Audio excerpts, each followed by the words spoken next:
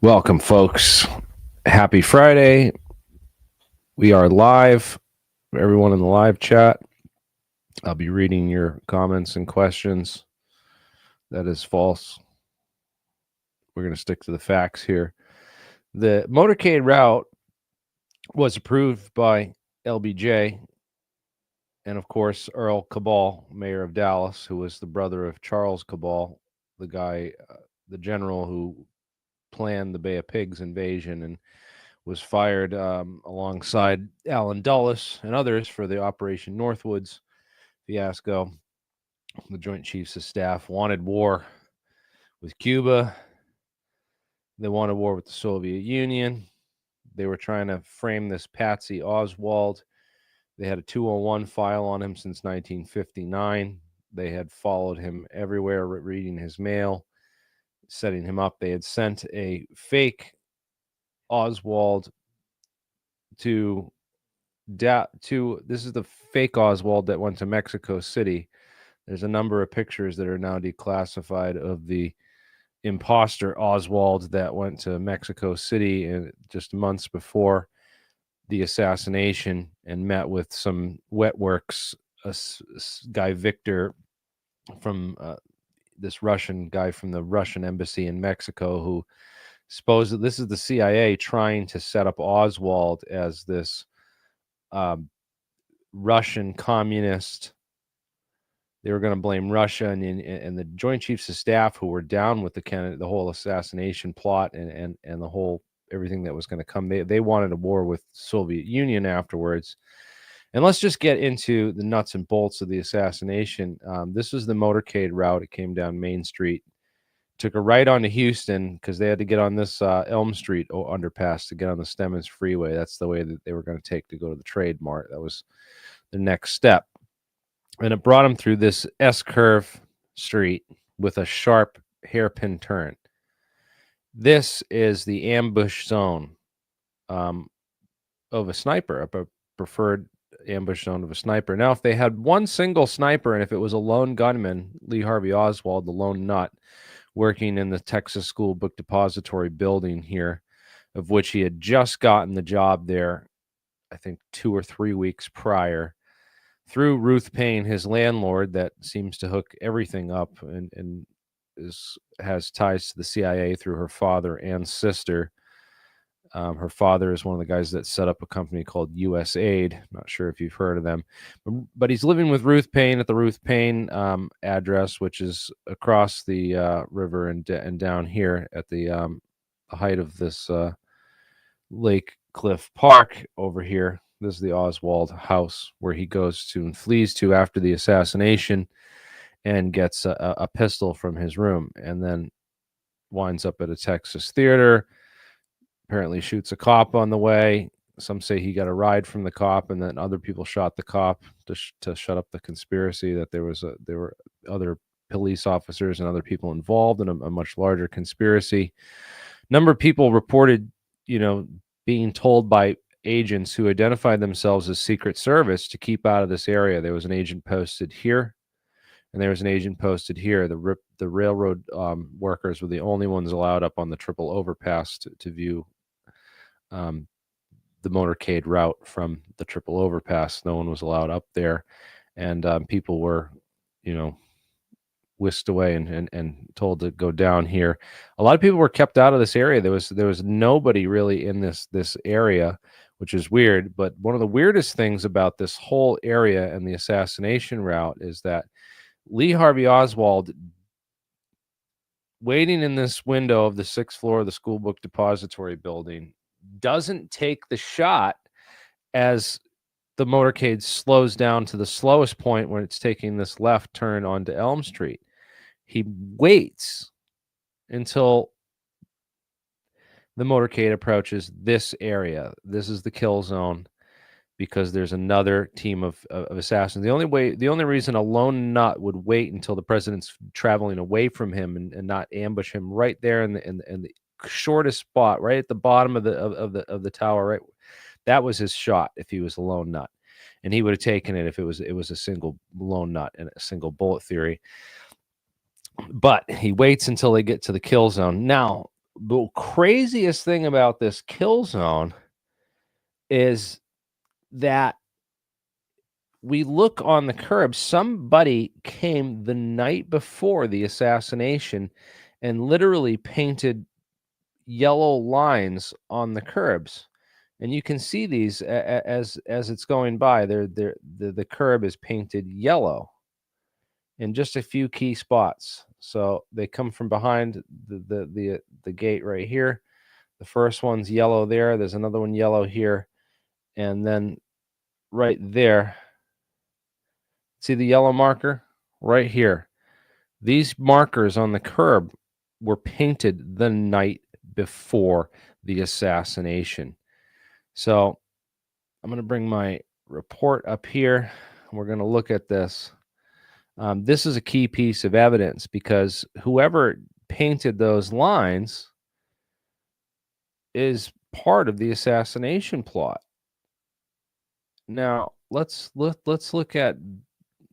I don't know if I showed this.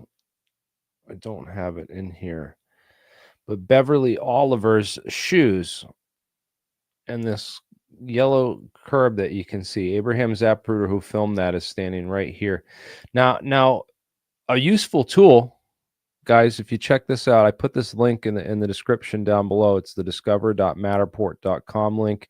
If you can't find it, you can search it. Dealey Plaza Matterport. That's the key word. The Matterport is great because these are the guys who do the Matterport scan, and they literally go around. They went around all of Dealey Plaza and did 3D scans of that's where the first shot happened, right here, where the motorcade goes through. That's what that shot was, behind the Stemmons Freeway sign. And look, that's the window there with this giant tree in the way. He didn't take the shot where he had the clear shot right at the corner there. He waits till the limo goes behind this tree, which is really weird, but it's a better shot for the two real hitmen who are set up here on the edge of the white picket fence. Numerous witnesses reported seeing an extra team of snipers there, but these lines painted on the side of the road designate the kill zone, and that designates the timing of the shots, because everyone's like, oh, it was a radio guy with, where they radioed the shots. No, it'd be much easier to do a volley of shots if they did markers on the street. And you'll notice the yellow markers, there's a little bit of paint maybe still left today. I don't know. It's been 61 years. But the yellow, if you look at where the gunshot X's are, there, that's where the paint markers almost exactly coincide with where the shots take place. So the paint markers were painted the night before. They got paint on the shoes of witnesses who were standing right there. Beverly Oliver's shoe. You can look that up. Let me find it. I have a picture of it I posted so that people could see it, because it seemed important.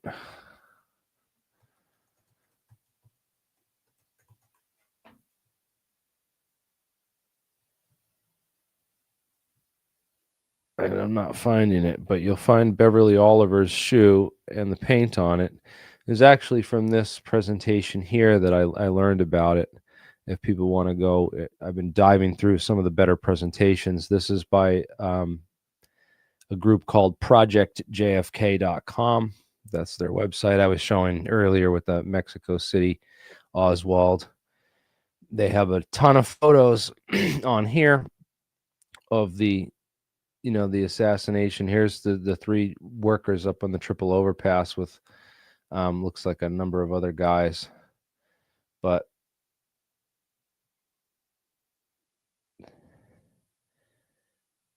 again, this is the crowd. Everyone runs towards the grassy knoll after the assassination. Crowds start gathering over here at the base of the knoll, towards the knoll. People walked up and around behind to the parking lot back there. And people can see that whole area real in a lot of detail. This is right where Abraham Zapruder was standing, right here on the pedestal. So right there is where the film was taken from. There's now a tree in the way of right here.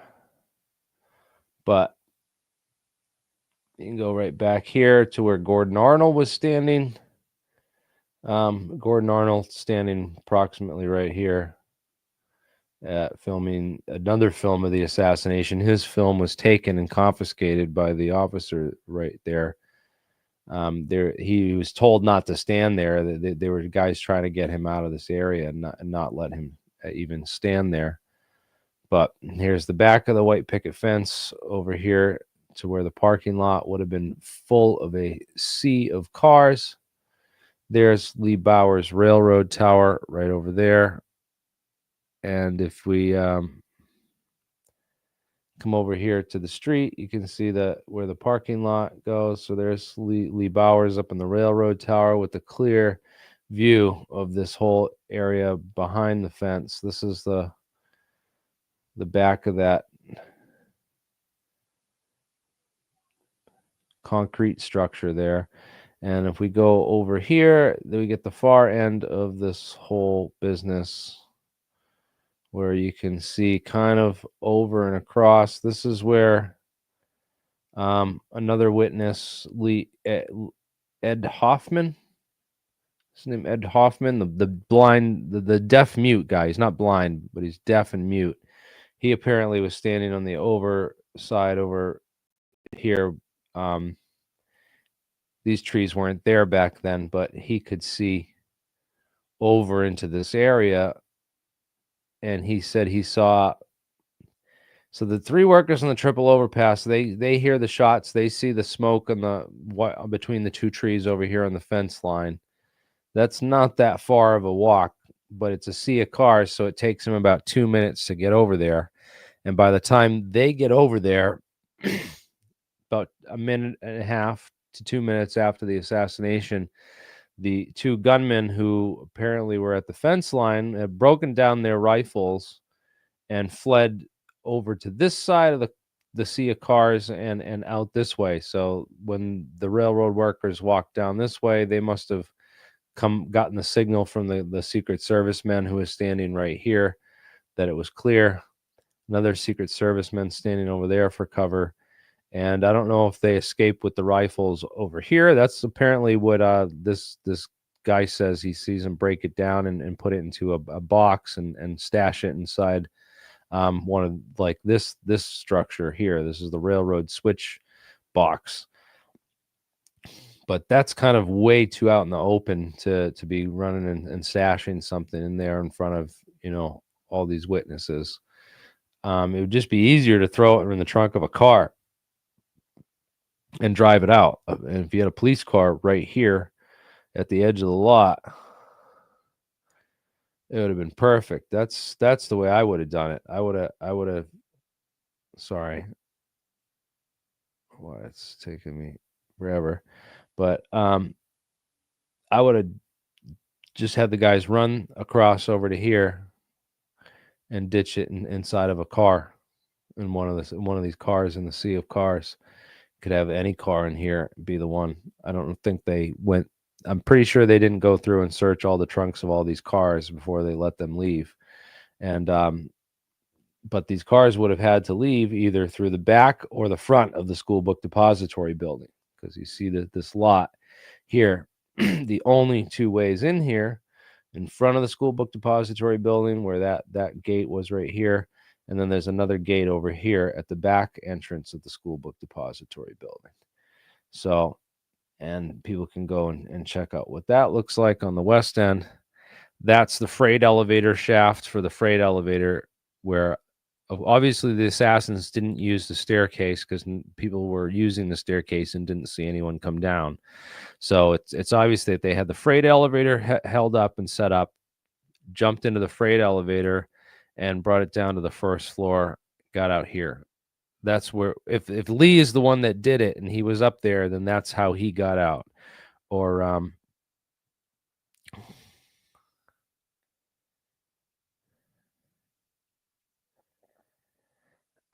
anyways,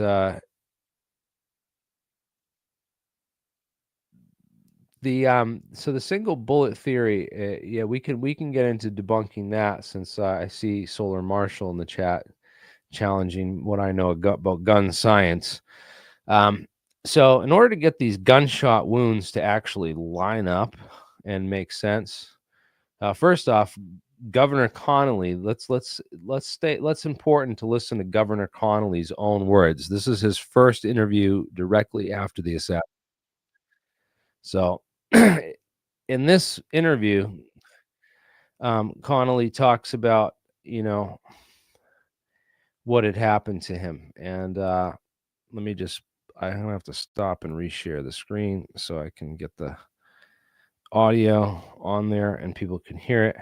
Acknowledge the obvious ovation that they were getting, because we knew it was for the Kennedys. The reception has been magnificent. The president had remarked on it, so had Miss Kennedy. As a matter of fact, I guess not 30 seconds before the tragic incident occurred, that Nellie had turned to the president and said, "Mr. President, they can't make you believe now that there are not some in Dallas who love you and appreciate you, can they?" And he said, "No, we sure can't." And then we had just turned the corner. We heard a shot. I turned to my left. I was sitting in the jump seat. I turned to my left to look in the back seat. The president had slumped. He had said nothing. Almost simultaneously, as I turned, I was hit. And I knew I'd been hit badly.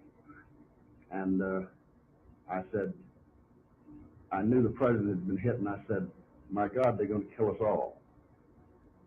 And then there was a third shot, and the president was hit again.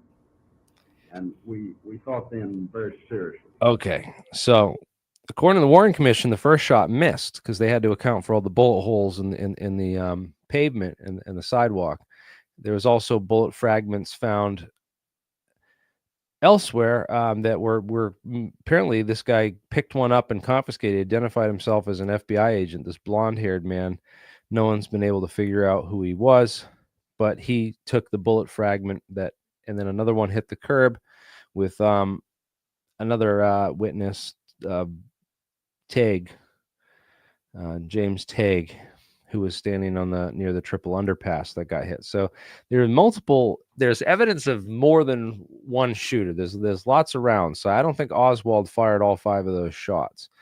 And I don't think that he could have fired, the shots that hit Connolly too, because in order for their computer models with all the wounds and everything to work, they have to move like Connolly's seat like 10 inches to the left, and then also make him getting shot.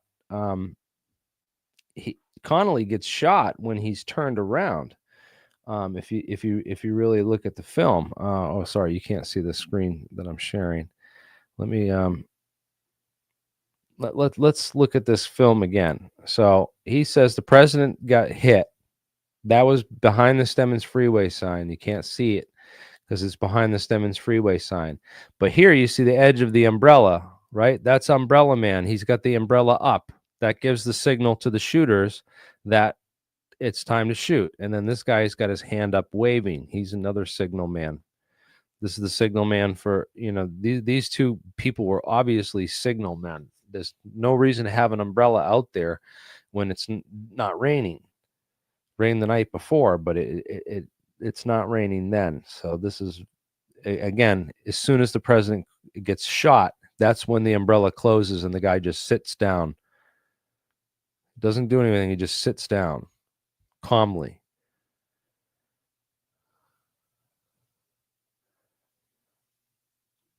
Again, Connolly screams out right here. You can see him scream out in pain. That's when Connolly's hit.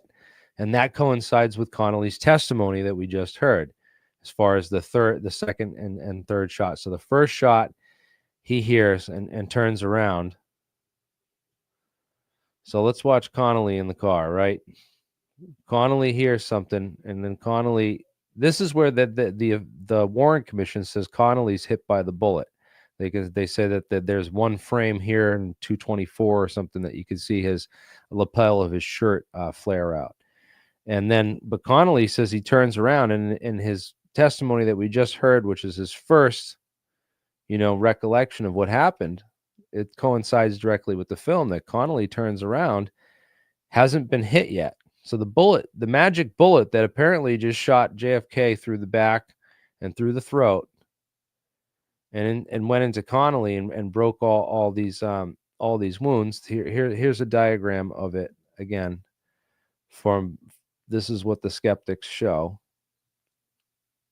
It's what Posner and Shermer just both posted this in the past week.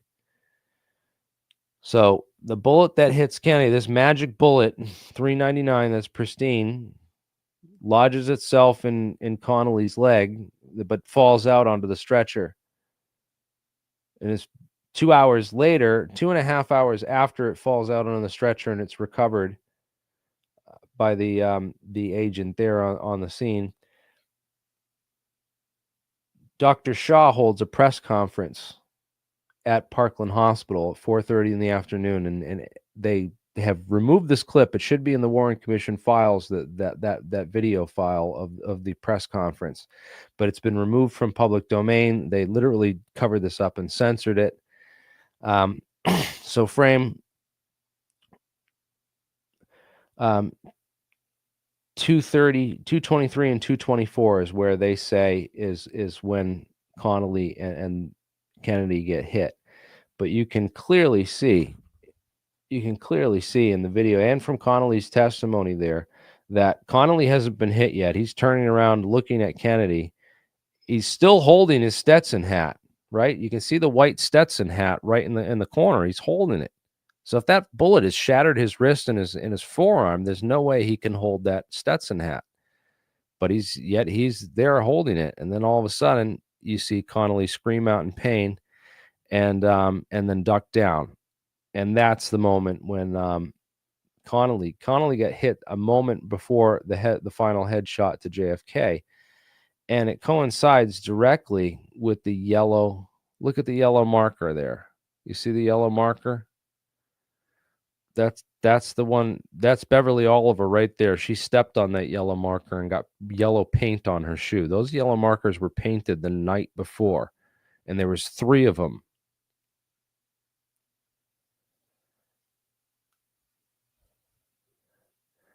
Yeah, the Warren Commission's a fraud. We did listen to them. I listened to all the Mark Lane interviews. I've listened to everything on JFK in the past week. I've been digesting all of it.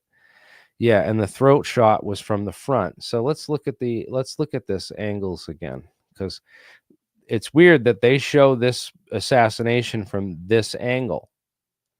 Because if you are to go to Dealey Plaza and go to the assassination site and you draw a line,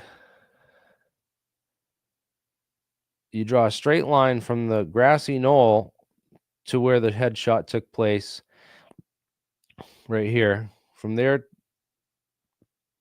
right here, this is right where the sniper would have had the shot.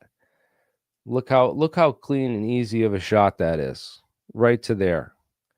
Now the throat shot was behind the Stemmons Freeway sign. That was a little bit further down here, so that's a little bit further away. But this is the kill zone. Doesn't shoot him at the corner of Elm Street when he's closest to Oswald over here in the depository. They wait. Oswald or whoever was the sniper in the Texas School Book Depository waited until the limousine got to this area, and that's when the shooting started. And but if you draw a straight line straight through to where the throat shot was, let's see here, right? So here's Kennedy's wounds. Had this neck wound there in the back, and then the throat wound here in the front. Okay, you can see a picture of the autopsy illustration here, and the photograph here, where you can see the throat wound, which has been opened up from a tracheotomy that was performed. Apparently, this was a much smaller hole, and that this is the exit hole in the back. They only gave a drawing of it. This is not a real photograph. It's just a drawing of it. So a lot of the records and all this stuff were destroyed. They really did their part to edit and change around the wounds in the case to make it fit the Oswald narrative. Of course, if you trace that wound in the front through that, it does not line up to the knoll. It lines up more to the Texas School Book Depository building. But we don't know that this is actually the wound from Kennedy's thing, because, I mean, we have the drawings from the doctors at Parkland, and the testimony from the doctors at Parkland, which is the best thing we have for that. But again, so there was a shooter in the Texas School Book Depository building. Whether that's he missed and hit Connolly with 2 bullets, it's a point of speculation. But the fact remains that Connolly testifies that he turned around, hadn't been hit by the bullet yet, looked at the president, and then he got hit by another shot. So that destroys the Warren Commission's single bullet theory right there, dead in the water. And the fact that there was all these other witnesses to bullets, and then they try to discredit everyone who said, "Oh, you're not a gun expert. You're not a firearms expert, dude. So you really can't have an opinion on where that shot came from or anything of that nature." So I thought that was really weird. The same kind of the tactics that they've used to try to really shut people up in that. But I thought that's some of the most amazing just forensics from the crime scene itself. Those are the most important key takeaways, is the first Governor Connolly testimony and how that conflicts with the single bullet theory, and then just watching him in the video. Let's find the Zapruder film.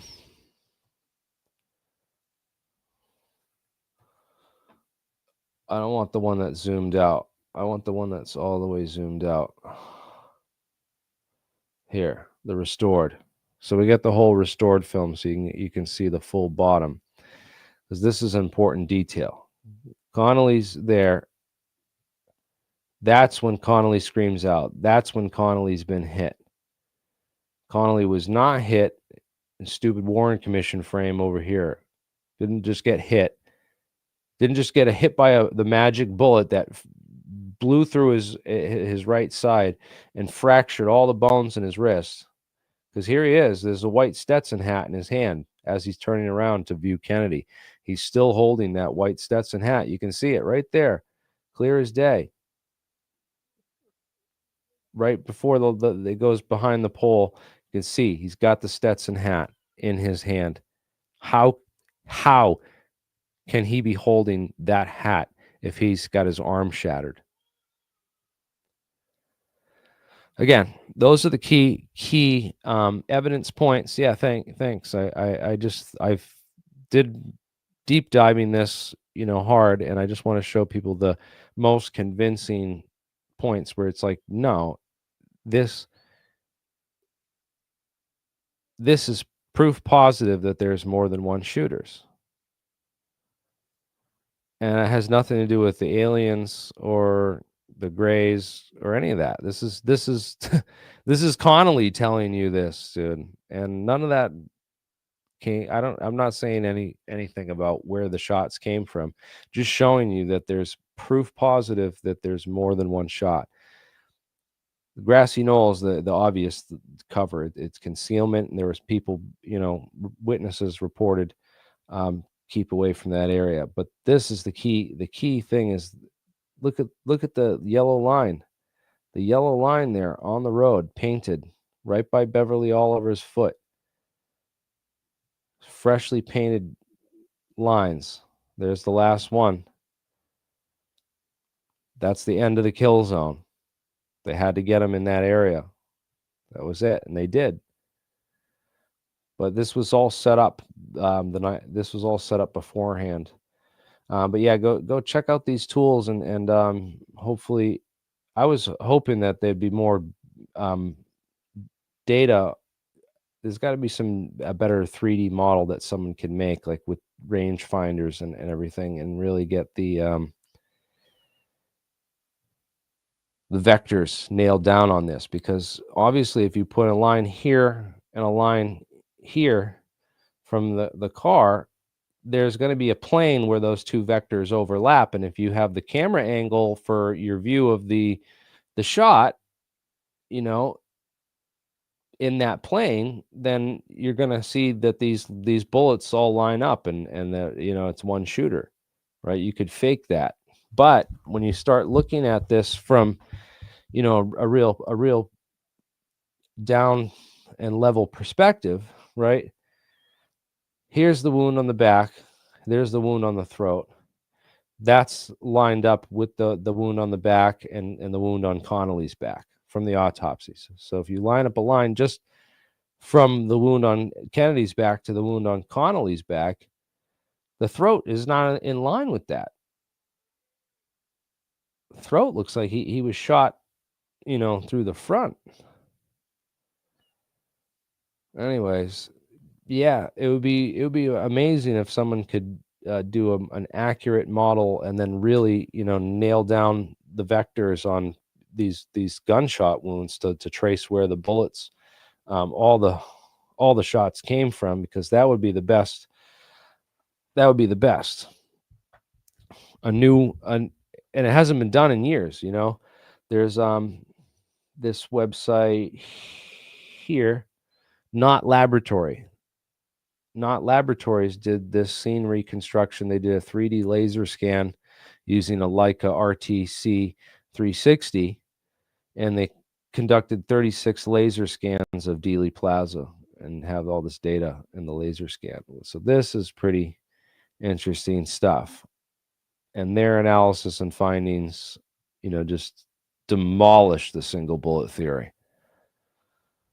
But again, you know, I'm going to have to reach out to these guys and see if we can't do more work on with these models and the analysis, because I really feel that this is new tools and new technology can still have the hope of potentially solving this case, even though you know, we know there was definite CIA involvement, Operation Mongoose, this whole Cuban trained army that was trained to kill and assassinate Castro and take over in Cuba was there in Dallas and ready to go. They set these people up and sent them to Dallas. And I don't know if LBJ was involved. It's kind of like the CIA didn't, you know, a couple people set up 9/11 knowing that all these powerful people would be like ready and willing to go along with it. Like Bush, I don't think was involved in the 9/11 plot. I think that, you know, Dick Cheney and others set it up, and that Bush, you know, just like LBJ was like, you know, hey, I'm in this position and I guess this is what we have to do, you know.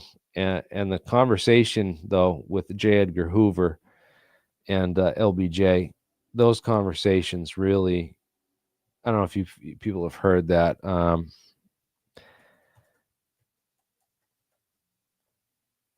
That's an important one. I figure that's where they're talking about the Warren Commission in this conversation, and basically saying that, you know, it would be good if we could pin this all on Oswald. And yeah, this is powerful stuff. Then there's a million people all over Twitter saying it's Israel and the Jews who are responsible. And the only thing, if you really look into it, that I've found from any of the top JFK researchers that have found an Israeli connection to any of this, would be through Angleton and this guy who was running the mail program, Reuben Efron, who was an Israeli. And they had provided a lot of intelligence through, you know, the Mossad. And there's, you know, some obvious connections here with Mir Amit, the head of global operations for Mossad, with Angleton here, and dressed as a cowboy. So yeah, there's some very, crazy lunatic Hitler types that are like, trying to bring back the Jews did everything conspiracy of the 1920s into the 2020s. But it's really lame and pathetic because none of these people have research beyond, there's a document that says that was previously redacted because they redacted. There's tons of documents where they redacted Australian intelligence service and other things, and you'll find a few documents that where they redacted Israeli intelligence service, and now people are posting that document and saying, "Oh my God, the Israelis were behind JFK. It's in the JFK files, and it was redacted, and then now it's released. So now we know the truth." And it's like these people have done zero research into the JFK assassination. They post one document that says Israeli intelligence service on it, and these posts will literally are getting like 20,000 likes. I don't know if it's bot engagement or some artificial boosting going on, but there's massive effort to um, create a strong association between JFK and 9/11 conspiracies and anti-Semitism and hate groups and hate speech, which I think is a purposeful tactic. And I've explained this before about how they make it like Hitler propaganda, and people, the majority of people reject that crap like straight up, like they won't even look at you or take you, and no researchers are taking you seriously either, because the people that have actually done investigation into the Warren Commission and Lee Harvey Oswald's past, the whole history of um, Lee and Marina Oswald and Ruth Payne and Guy Bannister, the people in New Orleans like David Ferry and the Civil Air Patrol, the Texas School Book Depository building owner and his very interesting connections to top secret aerospace companies that did some of the most classified research of the 1940s and 50s, and how these people were in a position to set up Lee Harvey Oswald as the patsy for their operation. How D. Harold Byrd took the window out of his building and put it in his trophy room next to all the elephant and other animal heads that he had in his giant trophy room in his house. And Harold Byrd has the window from the Texas School Book Depository building that the president was shot from in his trophy room. Like, come on, guys. And where's the Mossad and Jewish connection to the JFK assassination? The building was not, are you going to start telling me that D. Harold Byrd was a Jesuit and priest and part of the whole secret, order and all this? It's these people have done zero research, and it reeks of like Hitler level conspiracy mongering bullshit, which is just pathetic for that the internet has devolved into this type of absolute nonsense, with some of the personalities and people out there that have gained massive popularity. But these two guys sit down. They were standing right by the Stemmons Freeway sign as the signal men, right at the top of the kill zone. And they stand up as the president motorcade approaches. He puts the umbrella up. And then immediately they sit down afterward, and this guy pulls something out of his pocket, which looks like a radio. He's talking on it as people are on the knoll. This is after the motorcade has just passed. A couple seconds after the assassination, is giving the assassins time to escape.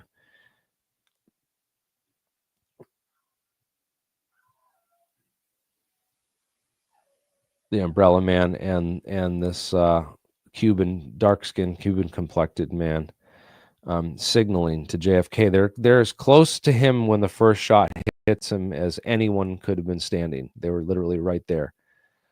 front row seat, and no one's been able to identify who they are. There was some guy that they tried saying was the Umbrella Man later on, but it's not him. It's definitely not the same guy. Number of interesting people that have come up in the assassination. Of course, Bush Sr. becomes head of the CIA in time for the House Select Committee on Assassinations reinvestigation into the thing. It covers up his involvement in the whole Bay of Pigs invasion. All that was covered up. It later came out, was later unveiled and came to the surface, but he knew George de Mohrenschildt. George de Mohrenschildt, of course, why was this guy who hated commies hanging out with a admitted commie? It doesn't make sense. And again, I'm gonna see here what is going on. I don't know if I don't even know if that's you, Marshall. I don't know if that's actually you. Then please call me on the phone, because I think that your account's been hacked and something's being taken over, because there's people that are just editing. They're taking over my live chat. So there's moderators here that are taking over my live chat.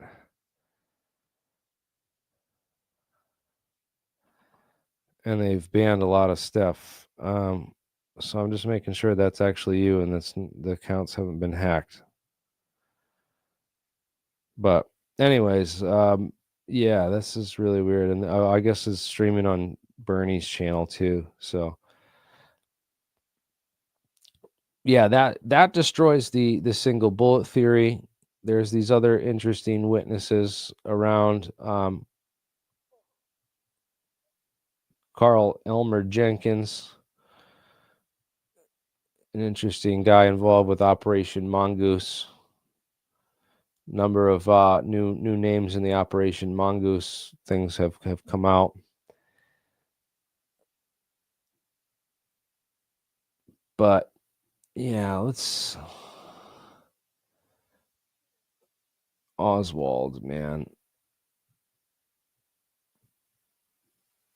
The whole case stinks to high heavens, but we know that this single bullet theory is nonsense.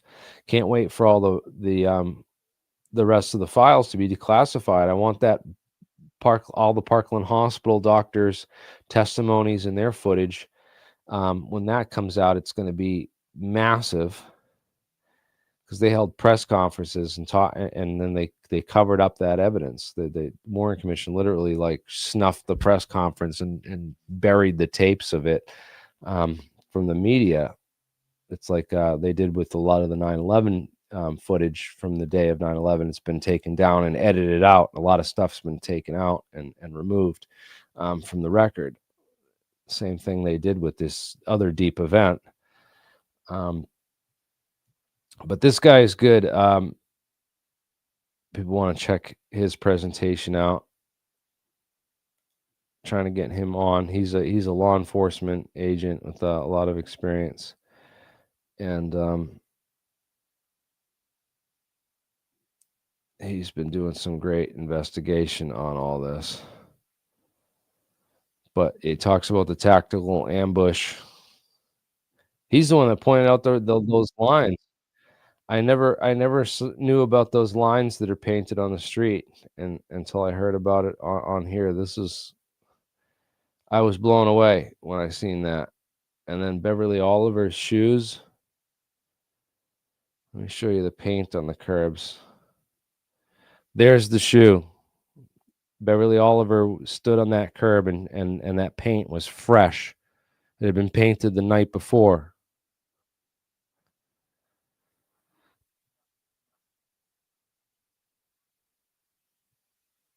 Dude, I've studied this and learned from marksmen. Yeah, there's a lot of like marksmen that were lying and making up bullshit, dude. Like it could have been the spasm in his back, right? That made him go back and to the left after the headshot. That certainly looks to me like a shot right from that grassy knoll, right from the front. The way his head just recoils and slams backward right after getting hit, it just reeks of a shot from the front. Oof. Just amazing. Boom. It's so violent. The murder of a president right there in broad daylight, man. And to think that they covered it up with this this fake Warren Commission for so many years. And then so many of those people that helped with the cover up or were involved in some way or another wound up being president of the United States afterwards. So it's just a massive power grab. It's obvious that this country has been run by an illegal cartel of bandits for the last 60 years. And, you know, I don't know how we're going to get our country out of this. These ridiculous hearings that we're having and the task forces, which haven't made a single arrest yet, and I doubt we'll ever make any arrests. That is what needs to happen in order for us to get justice. But who do you arrest in this case? I mean, Ruth Payne's the only one still alive, and who's she gonna, you know, blow the whistle on? You're gonna go to Nashawn Island and arrest all the elites on the island there? That, you know, I don't know, man. It's just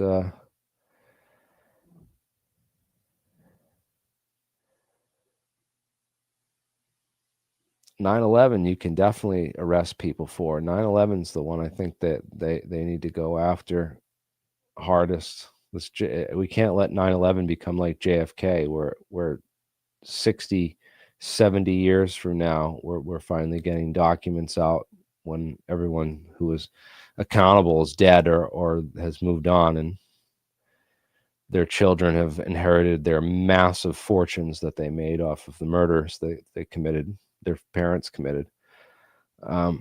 Yeah, I don't know. I just saw, you know, Jenna and Barbara Bush there on the cover of some magazine, tabloid magazine, in the supermarket today. And I was just like, man, people have no idea this family is behind so much of what's wrong with America. There's the this is where the triple trunk tree wasn't there back in 63. It was just this tree and this tree. And this is where they reported one shooter right here. This is Badge Man. And there's another shooter right here as backup in case things go wrong. That's according to witnesses from the scene. Now, there might have been two shooters up here. One in this window, one in this window. Or is this the 6th floor? Sorry. 1, 2, 3, 4, 5, 6. This is the 6th floor.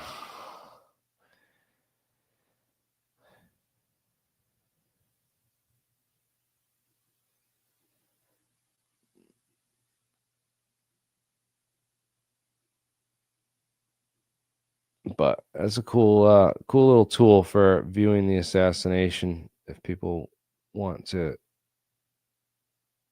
it gives you pretty much a 3D walkthrough of Dealey Plaza. This is the closest thing you can get without actually going there, you know.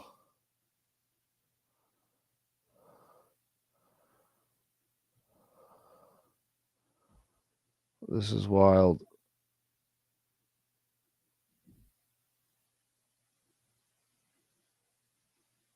It'd come right down Main Street right there, taking the right onto Houston, and then taking this left onto Elm Street. This would have been the best ambush zone from the school book depository building. If this is the window, you're standing right now directly underneath the window where Oswald was. This would have been the kill zone.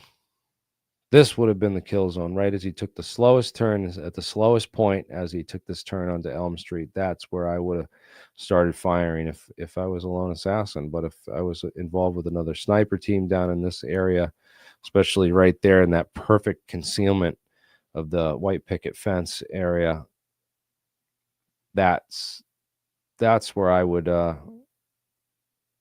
talk to ballistics experts about that and have them show them this video. I'd love to get some ballistics and gunshot experts on the show to see what they think about this.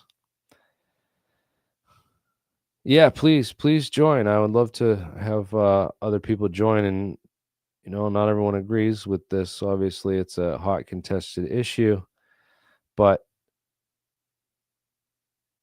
we need to, this has all come out because of Trump, man.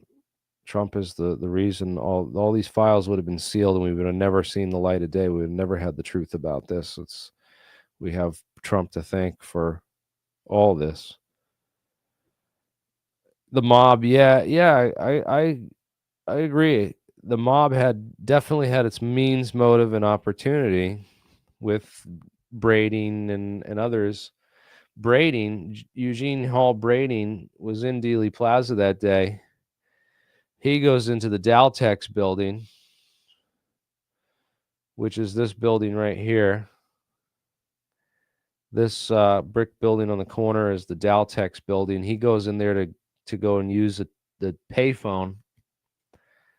They arrest him. He's got an ID that says Jim Brading on it. His real name's Eugene Hall Braden. Jim Braden is the ID. He's Jim Brading. So he's got like a fake ID with a fake name on it, but doesn't get, the cop doesn't realize it, doesn't arrest him, buys his story that he's just there on oil business, but takes a report of it anyway. So it's in the notes and the reports of that day that they got a call from people in the Daltex building about a strange man in the elevator that day. Now, the epileptic has a seizure right over here outside the courthouse. This is the courthouse building in the plaza. So an epileptic man has a seizure like right over here somewhere earlier in the day, and that causes a commotion and a distraction. And that's apparently right before the assassination, which allows the sniper team to get into place inside the building. And the man never checks into the hospital, disappears as soon as they bring in an ambulance to Parkland Hospital. He just disappears. So weird stuff going on there. There's the umbrella man standing right here behind the Stemmons Freeway sign. Abraham Zapruder up here on the ledge right there filming. And again, Beverly Oliver and Mary Moore Mary Moorman standing right over here. You can go see the whole assassination, man. It's I wish they could make a model of it and then repopulate it just as it was on November 22nd with all the footage of all the people. The red girl is running right here and stops right as the motorcade passes when she hears the shots. So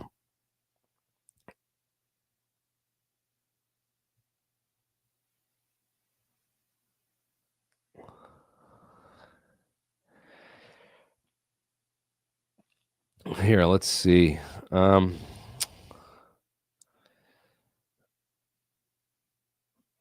Yeah, so if you guys want to join, let me see what else people said. It can be more than one group that wanted JFK gone. Yeah, it could have been. They could have had one team Operation Mongoose and one team be the mob. So there's theories that, Yeah, they have Operation Mongoose guys over here running security. Well, the mob, I don't know who's a professional hitman. They would have got a marksman who knew what the fuck they were doing. It was real sharp with a gun to be that final shooter to make sure they got that headshot in the last shot. But this is clearly where they had a second team of shooters because they picked this as the kill zone. Whether or not they had a Oswald might have been involved too. They might have had him as be part of this, or he could have been completely just set up as a patsy to be working in that building that day. Either way, could have mafia guys come in, run counter surveillance.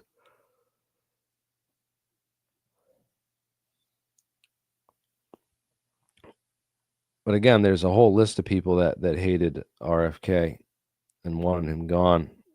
Why would I talk to that idiot, man? Mick just can't possibly see a conspiracy, no matter, he'll deny that one exists, especially in these cases, man. He's totally dishonest when it comes to a lot of stuff like that. Let's be serious.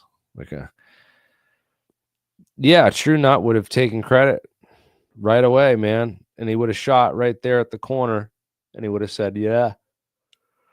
Especially if he just shot a cop too, man. And why didn't he shoot the cops when they tried to arrest him in the theater, man? He had a gun. Apparently, he pulled the gun out and the pin was jammed. It didn't work. The pin was when they disassembled his gun at the Texas theater. The gun with the firing pin was completely bent. So how the hell did he shoot J.D. Tippit? Twice in the chest and then once in the head, execution style, if his gun jammed and his gun didn't even work. The whole thing stinks, especially when you get into the fact that, he didn't stand trial. They killed Lee Harvey Oswald before in the basement of the jail with a guy named Jack Ruby. And Jack Rubenstein, this homosexual nightclub owner with mob connections and who's seen with a Minox camera back in the 50s and apparently worked for, some kind of secret organization going back to 47 when he started doing some operations up in Chicago. Very curious list of characters when you get into all this. I mean, Jack Ruby. So let's talk about Jack Ruby. Jack Ruby owed like $50,000 in debt. He had syphilis. He had herpes. He had a whole bunch of STDs. He was like, he owed a shit ton of money. They were going to close in on him. And then there might have been something else going. There was obviously something else going on with Jack Ruby's life and his future that put him in a position where he was obviously involved with some of the people that had set up this assassination plot.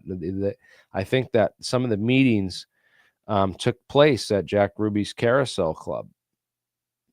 There were certain people seen there at certain times that were very suspicious.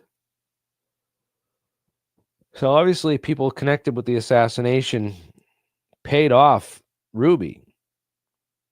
Ruby's got nothing to live for at that point. They probably told him, listen, you go to jail, we control everything in the jail. You'll be like the man, and you probably even get off. They probably even told him that he would fight the case and get off as a crime of passion because, he shot the president because he was so mad, so upset. He couldn't believe that this man had killed, poor Kennedy. That he was, such a Kennedy supporter that he had to gun down Oswald in a crime of passion. Right? That's the official story that they pushed. And then they hire him a court-appointed psychiatrist who's the head of the CIA's MK Ultra program. And then he goes insane and dies like a week later. But George Senator was a guy who lived with Jack Ruby, stayed at his apartment, paid rent by helping out around the Carousel Club. So apparently there's two of them in Dallas in 1960 with Minox spy cameras on this old archival footage that somebody found. They're hanging out with this guy, Curtis Laverne Crayford.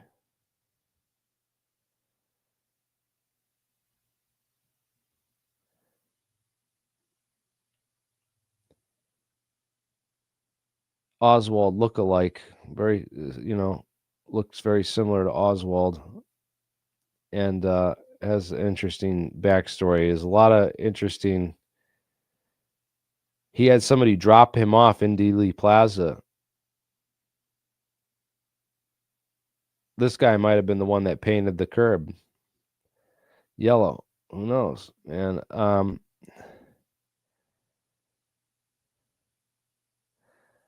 then you get into all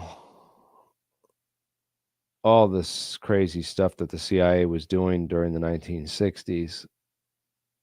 They assassinated people left and right, so it's no surprise that they would have assassinated their own president. That they had the means, motive, and opportunity to do this type of stuff. This is what they dealt in, and they blamed it on a lone nut. Had a patsy ready to go to take the fall for it. Framed all the evidence against him. Even were able to ship the president out of Dallas to have the autopsy done at a separate hospital. They lost his brain and destroyed his brain. Altered evidence with the tracheotomy of the throat wound. They changed evidence around, and they literally gruesomely altered the crime scene evidence and suppressed evidence for decades with this Warren Commission. It's I already put the link out there, man. I don't know why nobody's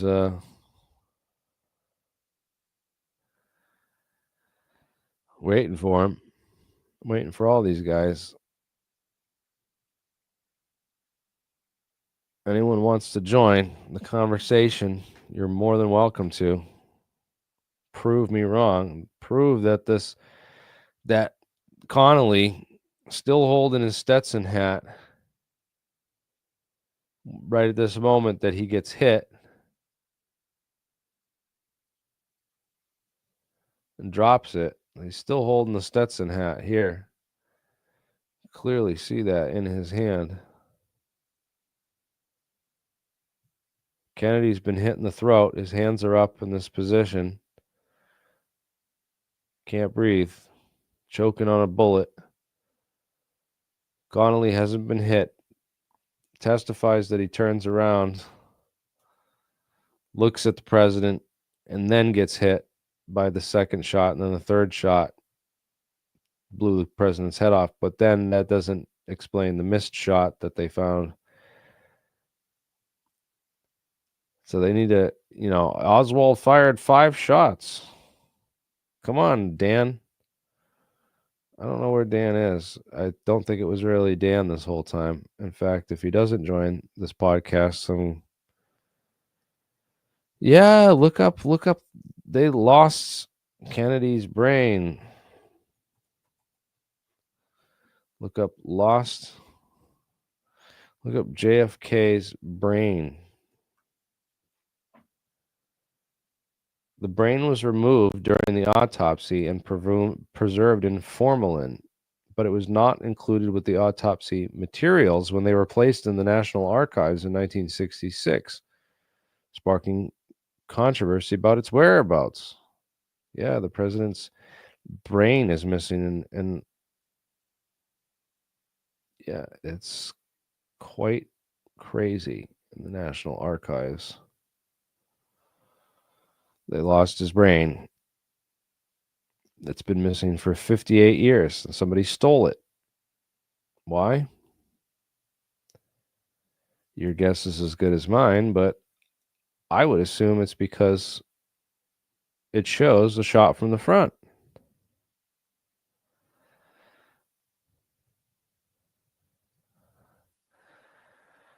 Yeah, I'm surprised more people haven't heard about this. Yeah, what happened to his brain? Yeah, it's a huge mystery. The people that did the autopsy at Bethesda lost it. No, come on. Stop lying and making stuff up. It's not with JFK at his final resting place. Crazy doctors. So all the people that helped cover this up after the fact are just as guilty as those who committed the murder. So all these people that were involved in this could potentially face, trial and charges. The men who killed Kennedy.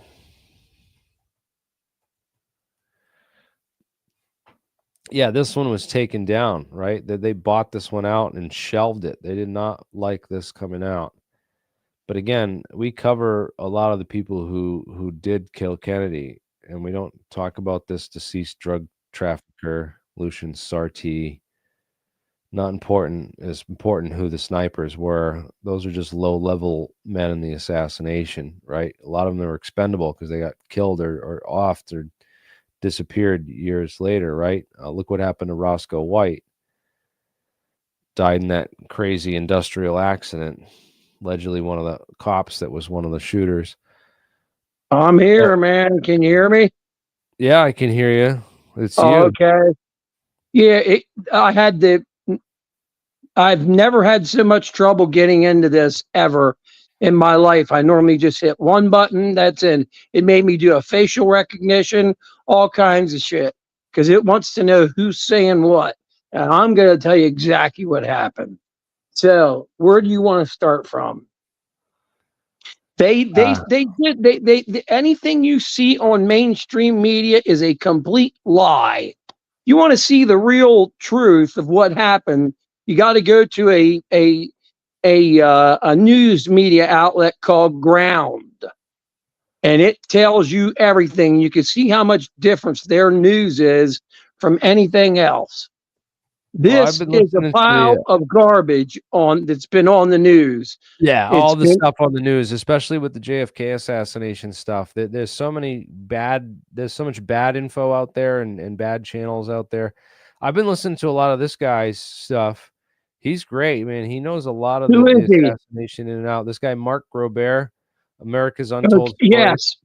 Yeah, I know who that show is. Yeah. I've seen him before. He's a gun. He's a marksman, isn't he? He says that Danny Sheehan is deep state. The lawyer there. Danny Sheehan is deep state. That's interesting. That's what he says. That's what Mark Robert says. Is that well, one thing you guys are forgetting out on. One thing you guys are majorly forgetting out on. Why did the Air Force send Lee Harvey Oswald over to the SR-71 project that was over in I believe they sent him to Japan, and then he AWOL'd to Russia and then took him back. Why? Oxnard didn't start until the late 60s, man. So you're confusing the SR-71 replaced the U-2 spy plane after the U-2 spy plane. Yes, U-2 spy plane. My fault. Doesn't matter.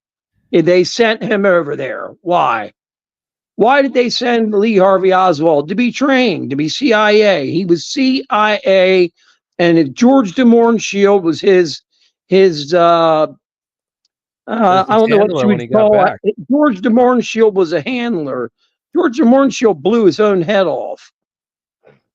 George de Mohrenschildt hated communists, and so that's what they want you to believe. That's what they want you to believe. De Mohrenschildt, what is that? Is that German? Is it communist?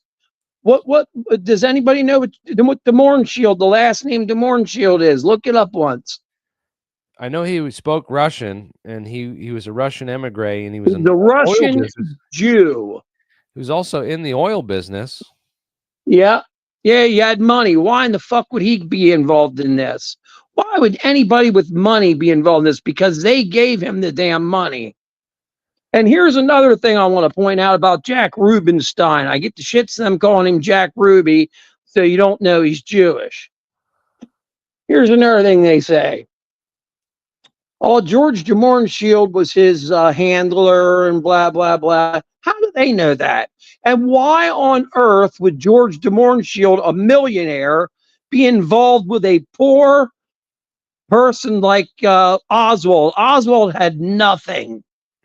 Pretended he had nothing, and you would want something. You would want somebody to pretend they have nothing, because if they have nothing, then what do they have to live for?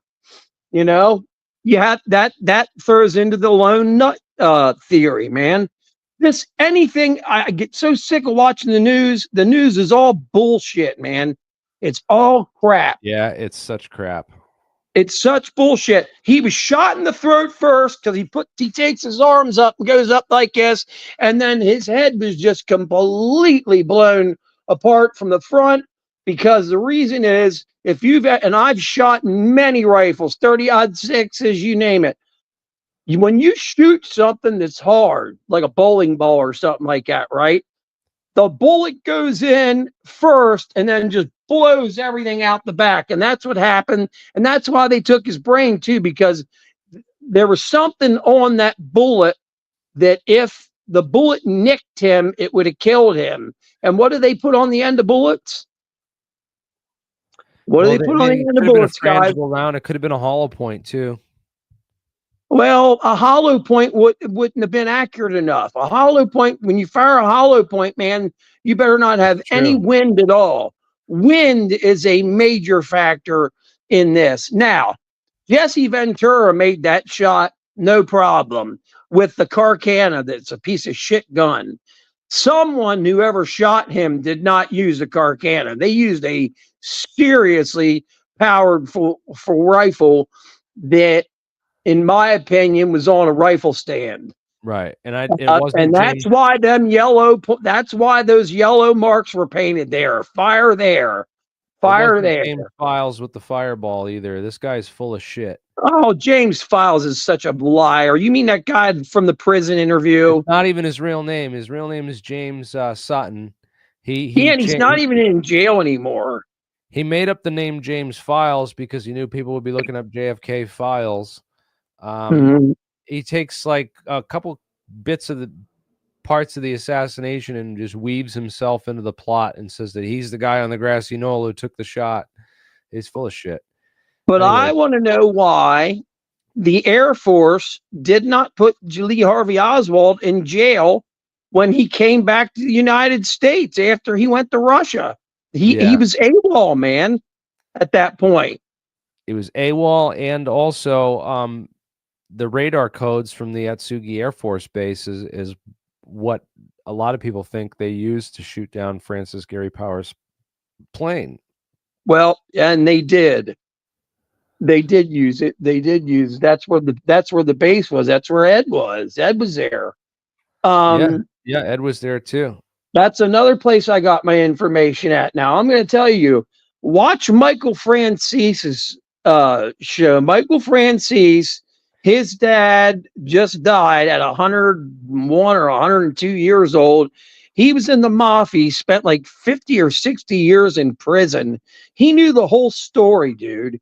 He knew everything about the shooters, who they were, why. And a lot of it had to do with, he said, we shot the wrong Kennedy. They hated JFK. And they had no problem with RFK. The RFK came after him because that was a cover-up.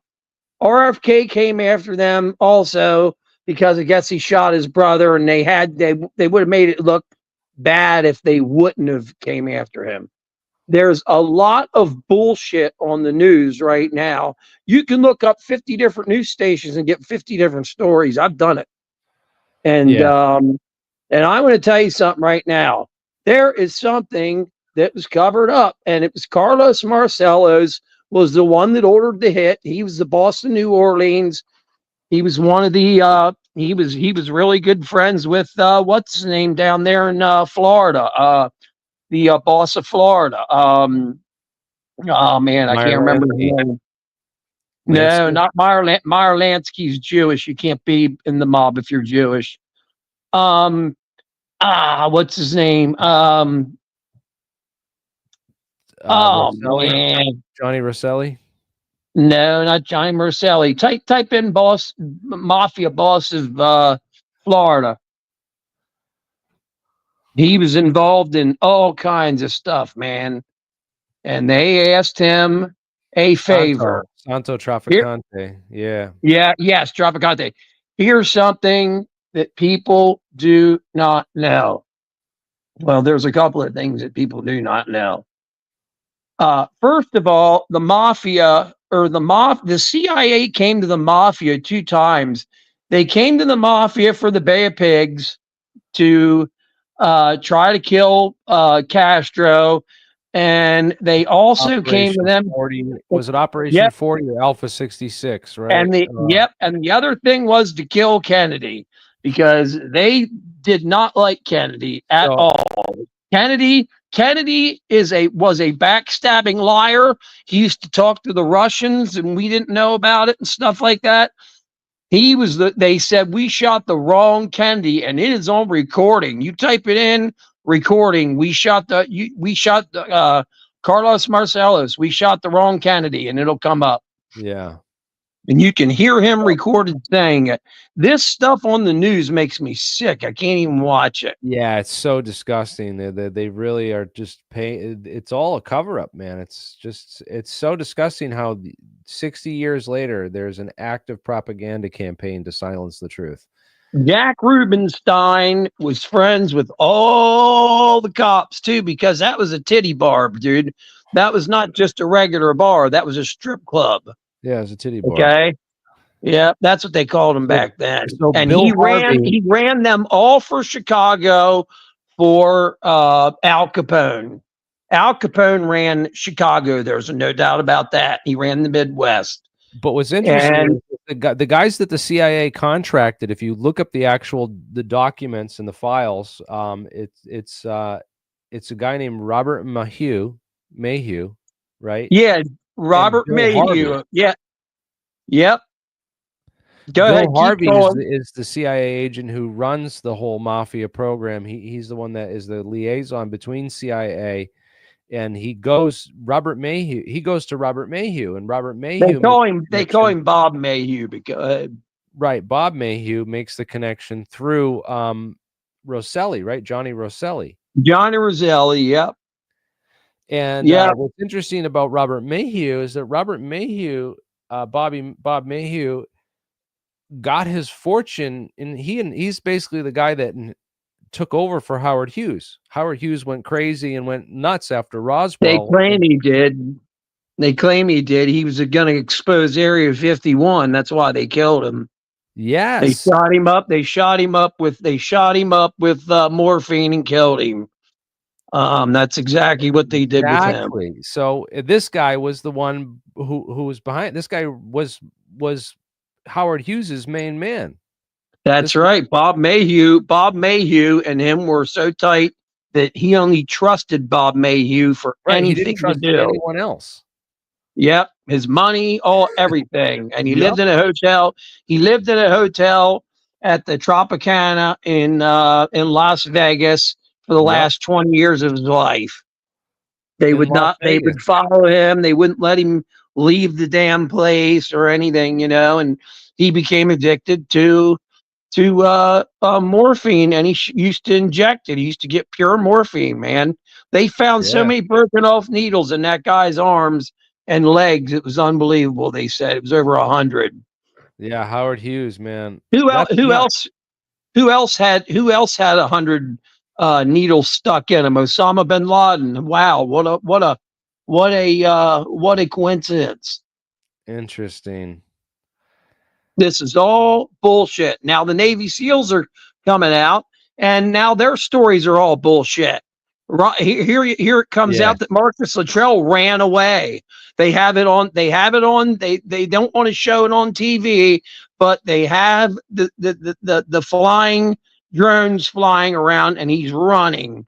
He is running and running and running, and there are many SEALs that have verified it. He ran. And the Delta Force says he ran also. You don't run away from a 4-man team. That's why they all got killed. Because Marcus Luttrell's a coward.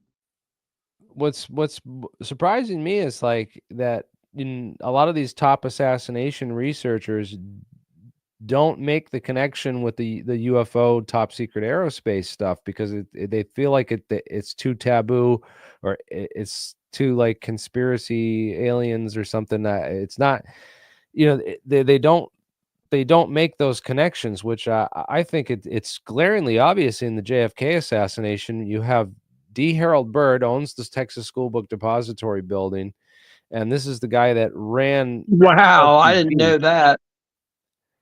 Yeah, D. Harold Byrd is a oil billionaire who I know who he is.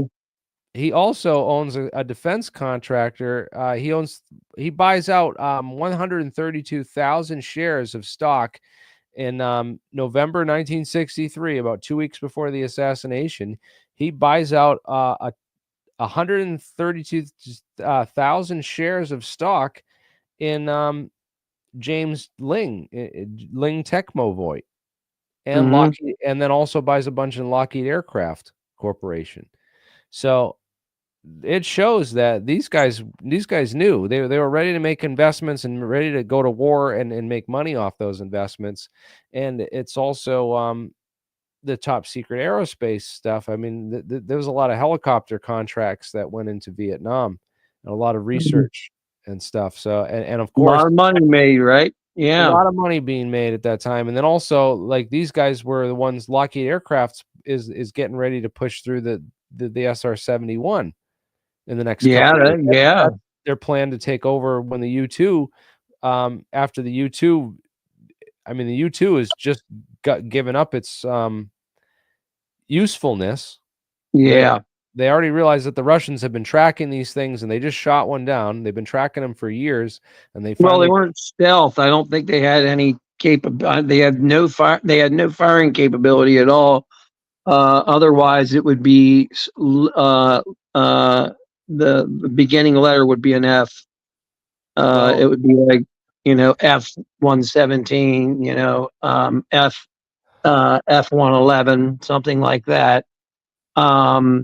That's why the new fighter jet. By the way, what do you think of the new fighters coming out? The F-47. Why do you think they chose the number 47? Maybe because of Roswell. Yeah, definitely. And there's all these drones that fly with it. I ain't impressed. I saw the thing, a real picture of it, and I'm not impressed at all. Not at all. Remember it's a waste of money. They had the I don't think that this is any of the real stuff. I think this is just what they show the public when they're the stuff that they're really working on is a lot of advanced drones is the future. I mean, we've shown that over in Ukraine what the future of warfare is going to be. It's going to be Terminator robots. It's going to get ugly. Slaughterbots. It's going to get ugly fast, and we better get off our ass and start doing something. Man. All it takes is you've seen the Chinese and what they're doing with those giant drone displays and the coordinated, the computer systems. Damn right. If they can do all that, just imagine, what else they're working on and getting ready to do militarily. Jeremy, what do you think those green drones were? What do you think those green drones were? Do you think they just were regular drones? You mean the ones in New Jersey that were transmedium that were coming out of the water and going back into the water? We haven't talked in so long. What's that? Yeah. Well, you know about the MPUAV, right? The cormorant? No, I don't. Well, this is admitted to Lockheed Martin. This is 14 years ago. This was declassified. Let me just share it so we get the audio on here too. But yeah, This is 14 years ago. It's only 3 minutes long. I'm going to go ahead and play it. Okay, yeah, that's cool. Oh yeah, I did see this. Yeah, we talked about this years ago. That's the bird of prey right there. We covered this years ago, man. Yeah. But this is 14 years old, declassified of what they have. So they obviously have something that's better than this now. I'm Bob to replace Raskowski. this. I'm a conceptual designer for Lockheed Martin. Well, Company. I think the most classified part of it has to be the batteries. And efficiently communicate ideas, my design ideas. The to power other people, supply, yeah. What's powering show these them the things? vision, What? same Yeah, vision I have, exactly. and Maybe a little nuclear, maybe a little nuclear bomb. You know what I mean? Maybe a little nuclear thing, because these things were staying up in the air way too long. I saw one, dude. Hover I indefinitely. saw one. They were flying over Pennsylvania, man. Central PA. My nephew saw one, and I know the difference between that. And I know my airplanes. So they decommissioned all these subs that were, launching ICBMs from the subs, and they needed a new program to go with it. So they built these stealth aircraft, these drones that they can launch them from the sub. Yeah. They launch right out of the ICBM bay in the sub, and then they come back and they come back into the water. They repair with the submarine, and they with this cable thing, and they get sucked. It retracts them back into the ICBM bay. It looks identical to a bird of prey. You know what the bird of prey is? No, I don't. But you could find me a link or something. It's pretty incredible looking. It's all you gotta do is type it in the aircraft bird of prey. Michael Schratt. I'm sure Michael Schratt's done 10 shows about it. Yeah, I really think that there's some advanced drone technologies that can go in and out of the water like this, and that's probably what we're seeing. And I don't know if they're ours or if they're the Chinese might have something, I think there's some kind of new power supply, and I think that power supply might not be electric. Well, it could be they're talking about using pneumonia, that they can fly something on pneumonia for ages more than gasoline or diesel or anything. You seen this presentation about this is came out about 2 years ago on DARPA. I covered it on this channel, of course. It's only this is Colonel Paul Calhoun. And yeah, so Colonel Paul Calhoun, he's a project manager at DARPA, Tactical Technology Office, and he did these two presentations on DARPA's YouTube channel called Power Everywhere. And he says, if we want to stay up on this we need to be able to beam power. We need to find ways to beam power. And so they're working on this whole project now with DARPA. At least 2 years ago, they were. That means they probably already had it when he said that, weapons delivery capability. But they got the collection systems on these things that you can beam power to this collector, and it will, efficiently capture and transfer power between so that way you can transfer power on the battlefield, and you don't have to deal with the refueling and all that kind of crap. Who's running that? And you say DARPA? Yeah. Boy, that sure looks like something the Navy's produced here recently. The Navy has a team that goes underwater in a sub, and I don't see how they do it. And they're exposed to the water. They're exposed to the water. That's what Marcus Luttrell was involved in. He was the buoyancy pressure balloons. Luttrell was a oh man, I can't remember the name of it. It's a oh Christ, because he's so damn tall. He's 6'6". They couldn't believe he fit in it, but they didn't want him out in the reason why Luttrell and them guys were shot. Well, Luttrell wasn't shot, hurt, nothing. We finally found out. And we recently found out that he got on TV on his own podcast and said that the Navy came to him and said, "Hey, we wrote a book about you, and you're going to get the royalties for it." He didn't write the book. He had nothing to do with it. The whole story is completely insane. He says it right on his show. Yeah. I'm trying to figure out the name of that. it's like a mini submarine, but now they made a bigger one that's more efficient, and it's stealth. You can't, like the Chinese can't hear it making noise or anything like that. Wow. And they fire weapons from it and do all kinds of stuff from it. It's called a I wouldn't be surprised if they have some kind of new technology that can fly and go submersible too. That just makes the most sense to me. yeah, especially with this Tic Tac stuff, huh?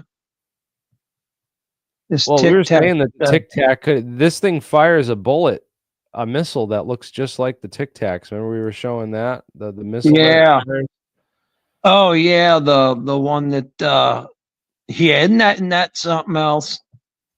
Isn't that something else?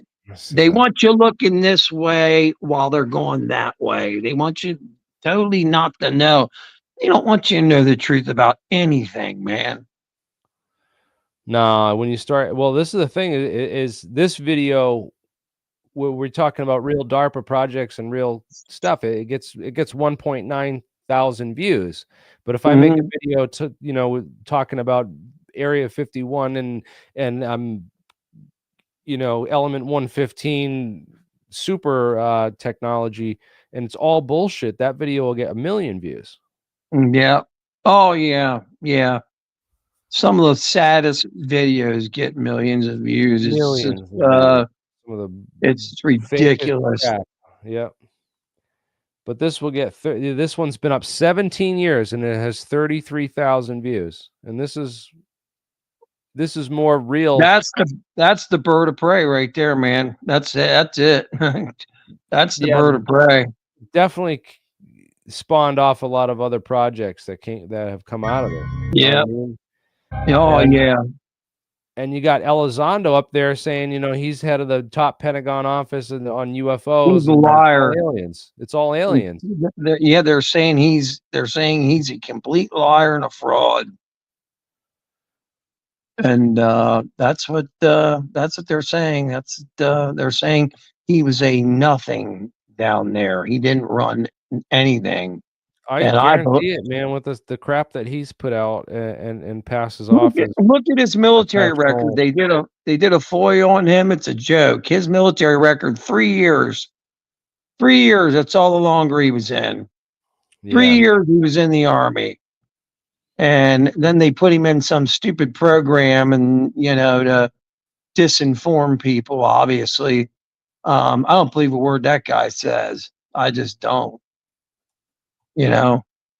So there's a lot of cool stories that have come out, man. I don't know. I don't know if we talked about this the other day. I don't know if you've heard of. Do you know who David L. Christ is? I know the name, isn't it? Creased. Yeah. The ZR Chest is the name of the CIA operation. But this guy was bugging the Chinese news media in Cuba. And got arrested with 2 of his buddies, and they got sent to this. This is the whole. I mean, I read this like CIA report. It's they were trying to bust these guys out of this prison. They were in this prison complex called on the Isle of the Pines called the Modelo. It's like this model prison that was built in 1920s.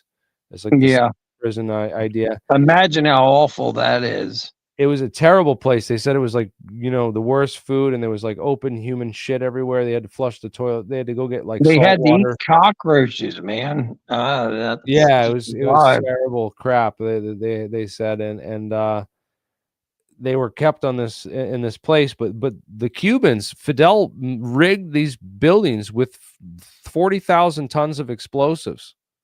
And his plan was that because he was so afraid the CIA was going to, break in, because the CIA was like, for 3 years, they were trying to come up with plans to invade the Isle of the Pines and break these CIA agents out of prison, because David Christ or whatever, he had basically he had operational knowledge of where all the bugs were in the entire world at the time, because he was like head of the whole program. Wow.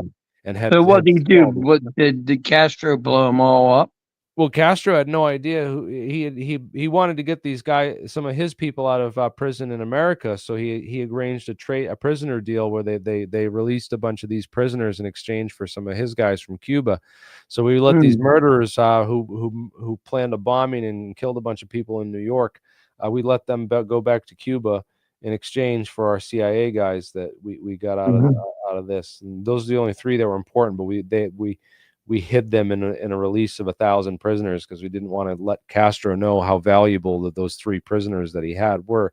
Because I mean, they had all kinds of operational knowledge. It talks about the operational knowledge that they had in these CIA documents that are now declassified. But and they had the whole plan, build excavate a tunnel system out. I mean, this is the same kind of stuff that they broke El Chapo out of prison with.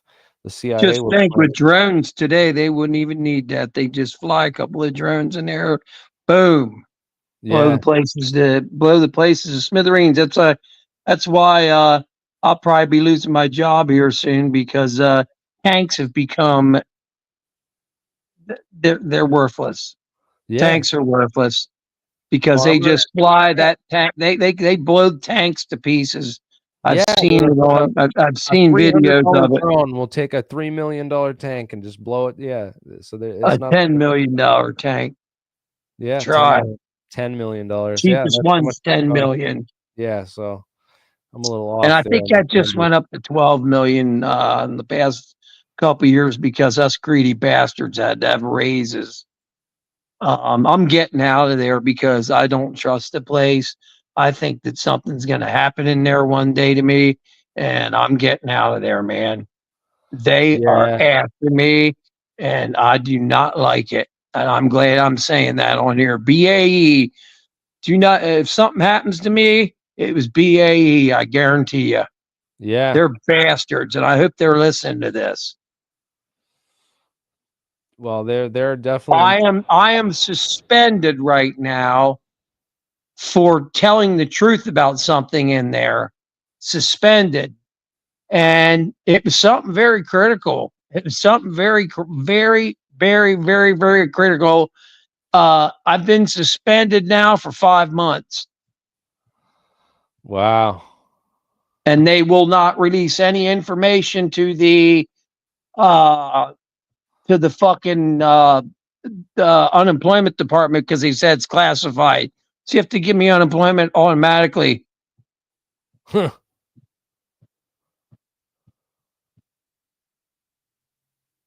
Place is a dump. No one's allowed to talk to me. If anybody gets caught talking to me, they get fired. Wow. Oh, snap. Whistleblowing, bro. It's called whistleblowing. Right. It's called. They waste so much. Whistle, man. They waste so much damn money. It's not even funny, dude. And they know they're doomed. They know they're doomed because tanks are going to become a thing of the past, dude. They go, what, 2 miles, 10 miles an hour. It's proven in Ukraine. It's like, I believe now 70% of casualties on both sides are done by drones. It's like hitting tanks. They can drop one of them drones right inside the hall, man. Little and blow it to shreds. Taking out the newest tanks, taking out Abrams, taking out T-90s. It's wild. With like $20 tanks. The most expensive part's the explosives, which is not C4, it's C6.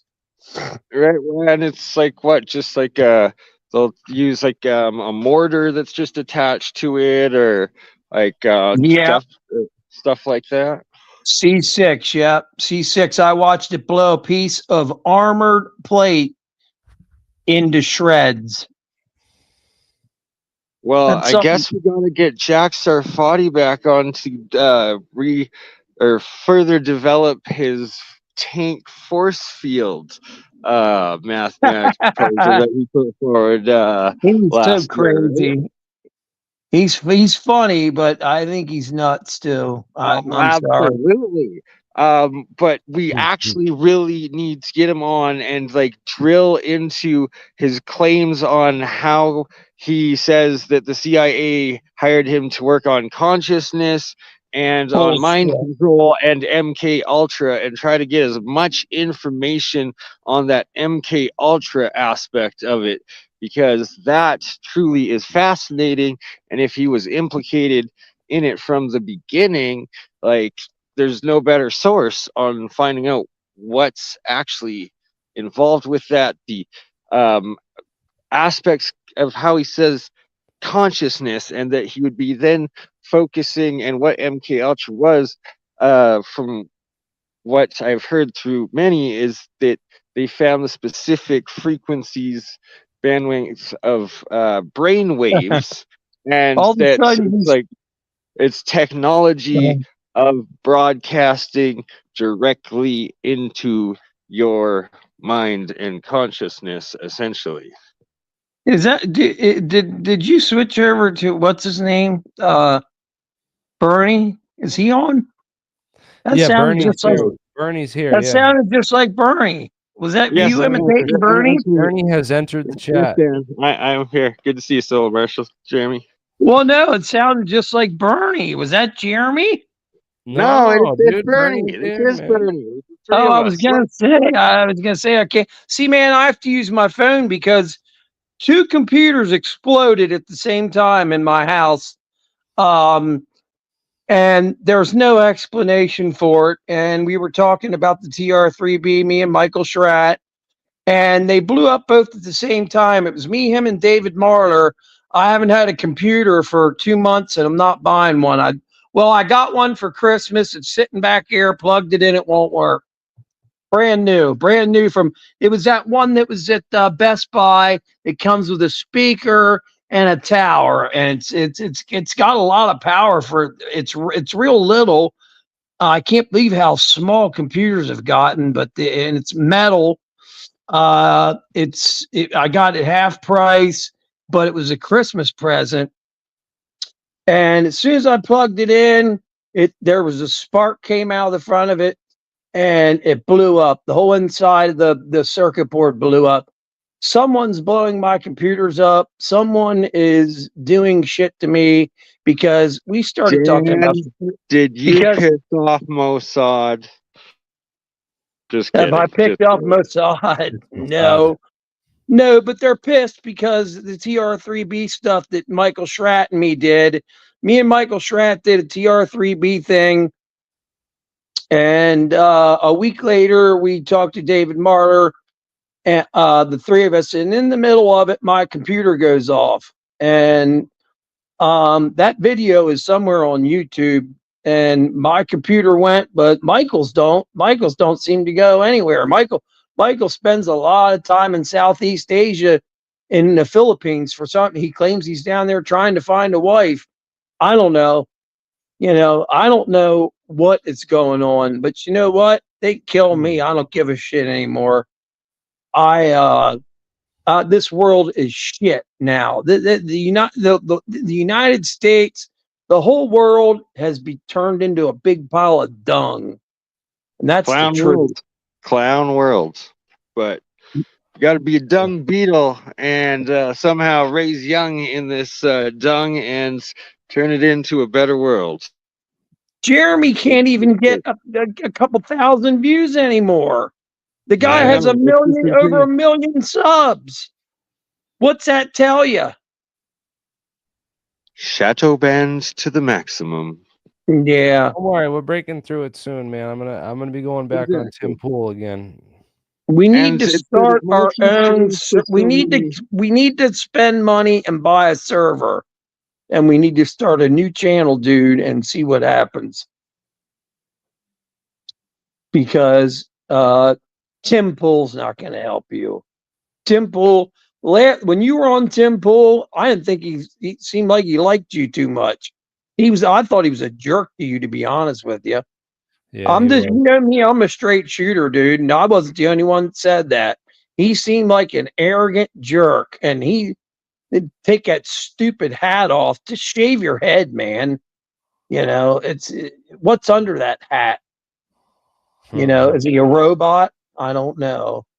Yeah, it's crazy how we went from getting millions of views to getting like Literally nothing. millions of views, right? Like If they your didn't, channel's an OG, you still have like your Cold Fusion, even your Cold Fusion videos have like millions of views, and it's like they the throttled the average shit out of the community channel, dude. doesn't really sort that out, and you were able to get millions of views on that alone, like to And Jeremy, you can get 1,000. I never get and I'm one of your mods.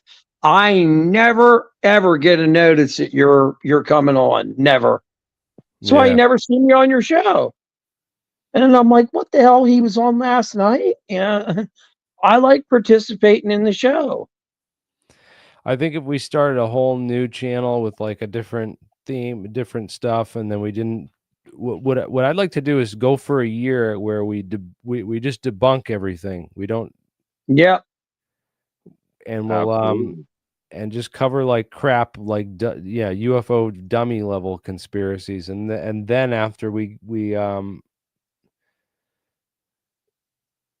See, I think I can get 100,000 subs. remember J. Edgar Hoover said that the mafia doesn't exist. The mafia doesn't exist. There's no such thing as the mafia. Meanwhile, you have jerks like LBJ. the boss. You just have all these jerks like the worst was the guy out of Chicago. What was his name? Robert De Niro played Obama. him. Hell, I just said his name a minute ago. This happens to me. I have short-term memory loss. That's another thing. I'm supposedly going senile, and they don't understand why. I think we all are with age, just a little bit though. No, this is like real senility.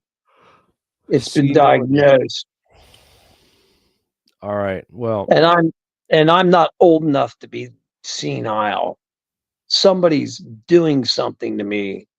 All they got to do is put some kind of something under your door latch, and all you got to do is touch it and open your door up.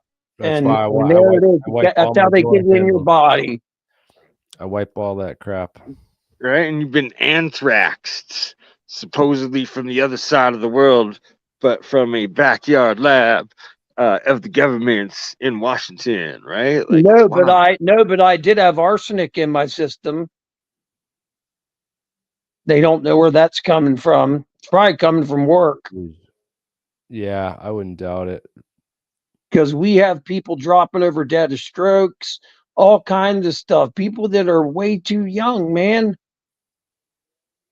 You know how many people died at my work from COVID? It was unbelievable. The youngest was a 36-year-old guy. That's young. You know, it was older people that were dying. You know, they got like the original I'd love for them to call me tomorrow because they can kiss my ass. Oh, and they rob us. They rob our taxes so bad it's unbelievable. They fake stuff. They'll fake like a part's bad and all this stuff, and you wouldn't believe the prices they charge on this stuff that's supposedly broken and stuff. 50 times what it's supposed to. You know the story about the toilet seat costing $100 and a screwdriver costing 50. It's that kind of stuff, and they just get reimbursed for it. You know. So I've got a question for you guys on what are your thoughts about Argentina releasing all their Hitler files and the evidence that, the Nazi files, and that the evidence from them saying that Adolf Hitler lived in Argentina to his 70s and had at least 2 daughters there? I believe that. I believe that's very possible because all you got to do is look up what exactly happened to Hitler. That body they show is not Adolf Hitler. It's a glued on mustache. They showed the body of him and Ava Braun. That is not either one of them. Look at it. Any idiot can tell. It's that he escaped. You're damn right he did, and he lived to be, I think, 80 years old, and he's buried down there. He has children down there. Of Argentina, and it's like, does that give credence to the SS's submarine Antarctic base and potential activity down there? And is that why, like, John Kerry went down there? Why Buzz went down there? Why the Russian patriarch Kirill went down there? Like, why are they going down there? There's like 70,000 Germans down there, man. You didn't know that? There is a whole community of Germans down there. They speak German. They don't speak whatever Argentinian is.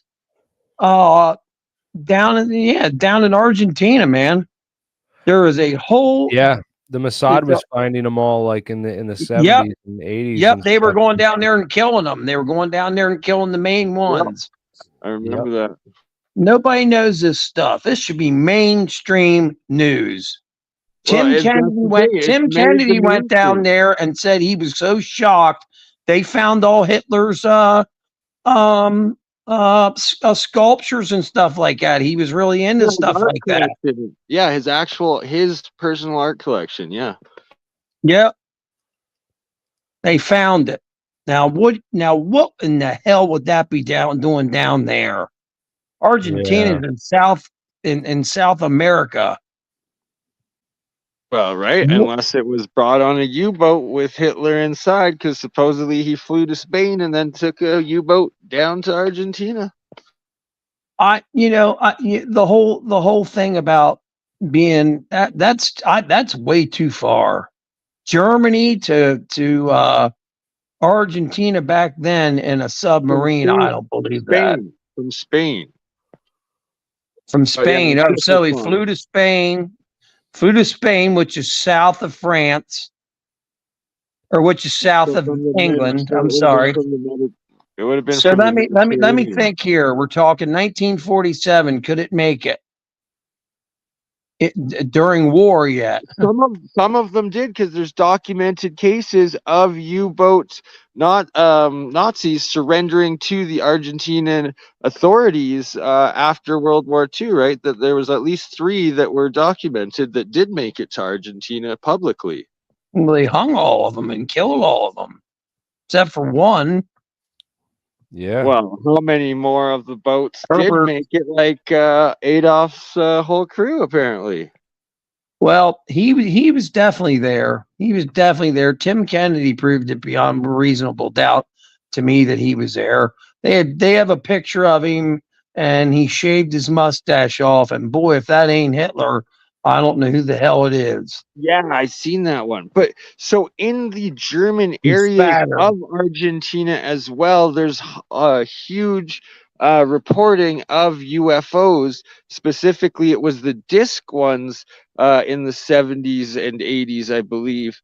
And it's like, so did the actual Operation Warp Drive and Admiral Byrd, did they actually encounter the breakaway SS? Like, could Dr. Farrell's whole thesis be correct on that?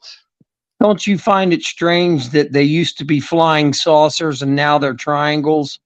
Triangles are plasma orbs, right? It's evolved. Did the aliens all of a sudden decide that, flying through the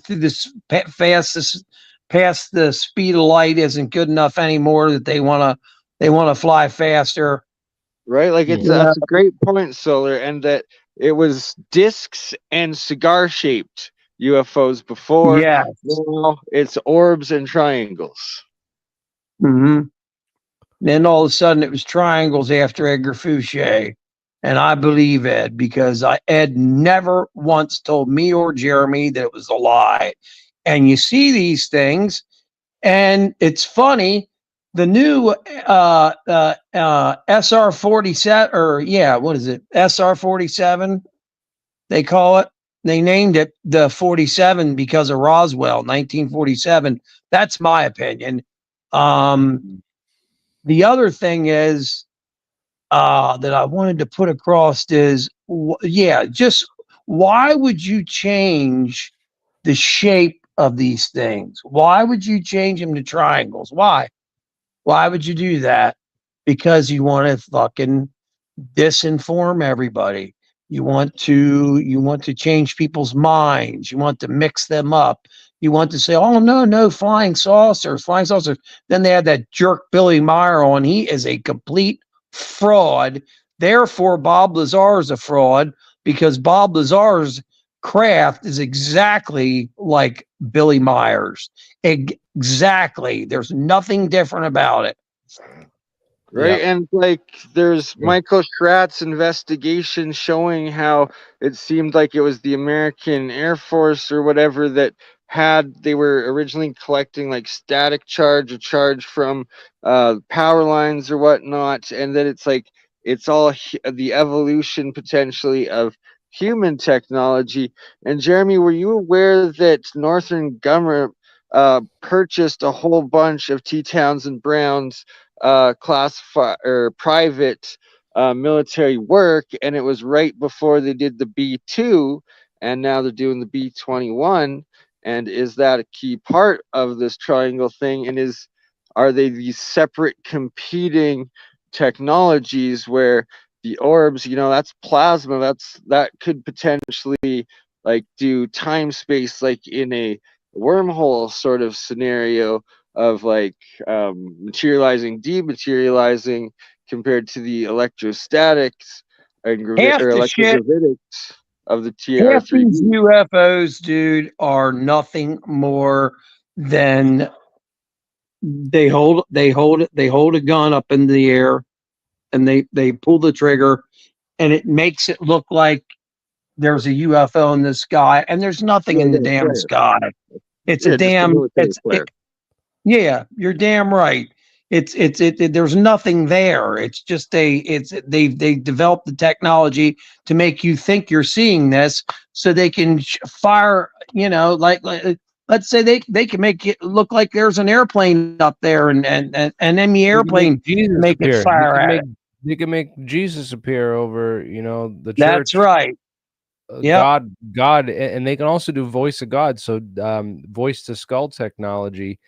A lot of people don't know about the microwave auditory effect. They can actually beam voices right into your inner ear. They absolutely can do that. So Yep. imagine them, faking this Dino Beaver poltergeist thing, and then faking voices in your ear, and they could totally. I mean, these are psychological weapons, especially if they've hyped you up and made you believe that UFOs and that. Like I they just think did about to what's us. coming with all this latest psyops counterintelligence crap with Jake Barber and the psionic UFO people that can supposedly these people can summon UFOs with their minds, and they can remote view. They can't remote view any lottery numbers or stock markets or anything Yeah, I know. useful.